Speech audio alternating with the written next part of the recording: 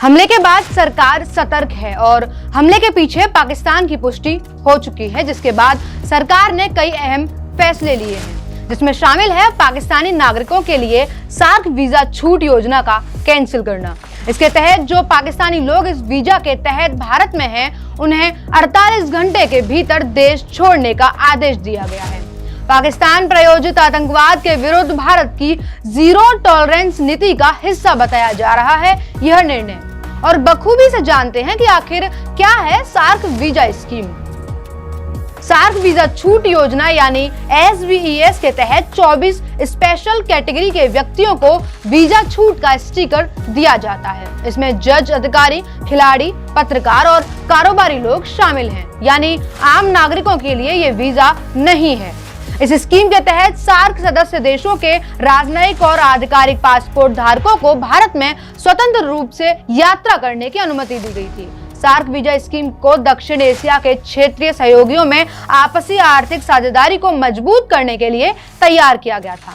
आपको एक बार के लिए ये भी बताते हुए चलते हैं कि सार्क के सदस्य देशों में भारत, नेपाल, भूटान, अफगानिस्तान, बांग्लादेश, मालदीव, पाकिस्तान और श्रीलंका शामिल हैं। और अब CCS की घोषणा के बाद आधिकारिक तौर पर पाकिस्तान के लिए 2015 के वीजा छूट आदेश को निलंबित कर दिया गया है। और जानना यह भी जरूरी है कि सार्क वीजा स्कीम के रद्द हो जाने के बाद पाकिस्तान को क्या नुकसान होगा। सबसे बड़ा और गहरा असर पड़ेगा राजनयिक संवाद पर। अब तक सार्क वीजा योजना के अंतर्गत पाकिस्तानी राजनयिकों, सांसदों और अधिकारियों को भारत आने से विशेष सुविधा प्राप्त थी। अब यह रास्ता बंद हो जाने के बाद राजनयिक और उच्च स्तरीय संवाद प्रभावित होगा, जिससे सार्क मंच पर पाकिस्तान की सक्रिय भागीदारी में बाधा आएगी। दूसरा और बहुत महत्वपूर्ण यह है कि सार्क वीजा स्कीम के रद्द हो जाने से व्यापार और व्यावसायिक संबंधों पर गहरा असर पड़ेगा। 2015 नीति के अनुसार पाकिस्तान को विशेष प्रतिबंधों के साथ मल्टीपल एंट्री बिजनेस वीजा की सुविधा थी, जो अब समाप्त हो गई है। इससे दवा, कपड़ा, कृषि उत्पादों जैसे क्षेत्रों में सीमित रूप से चल रहे क्रॉस बॉर्डर व्यापार पर नकारात्मक असर पड़ेगा, और इससे केवल पाकिस्तान ही नहीं बल्कि भारत के व्यापारियों के कारोबार पर भी गहरा असर देखने को मिलेगा। जिनके करोड़ों के कारोबार का संचालन आयात निर्यात पाकिस्तान में या पाकिस्तान से होकर होता है, उनके लिए वीजा के रद्द हो जाने का गहरा असर देखने को मिलेगा। वहीं यह कदम पाकिस्तान से भारत में संदिग्ध व्यक्तियों की घुसपैठ को रोकने में प्रभावी हो सकता है। मगर अब देखना तो ये भी होगा कि सीमा हैदर या अन्य जो लोग अवैध तरीके से भारत में आकर रह रहे हैं और जिनके ऊपर कानूनी मुकदमे भी दर्ज हैं, क्या वे लोग भी वापस जाएंगे? क्या उन्हें भी सीमित अवधि मिली है भारत को छोड़ पाकिस्तान जाने की?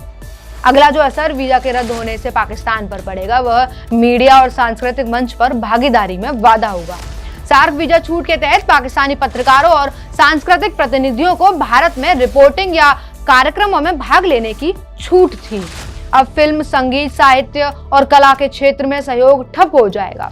किन्हीं भी कारणों के चलते अब पाकिस्तानी पत्रकारों और सांस्कृतिक प्रतिनिधियों को भारत में आने पर रोका जाएगा, और यह रोक गहरा असर डालेगी पाकिस्तान की मीडिया और सांस्कृतिक मंच पर। और सबसे अहम, सार्क में पाकिस्तान की स्थिति कमजोर होने के भी चांस बनते हुए नजर आएंगे।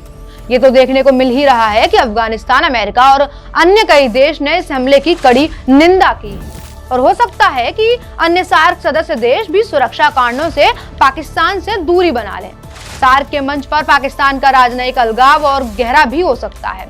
भारत के इस कड़े रुख से उसकी आतंक समर्थक राष्ट्र की छवि और मजबूत हो सकती है।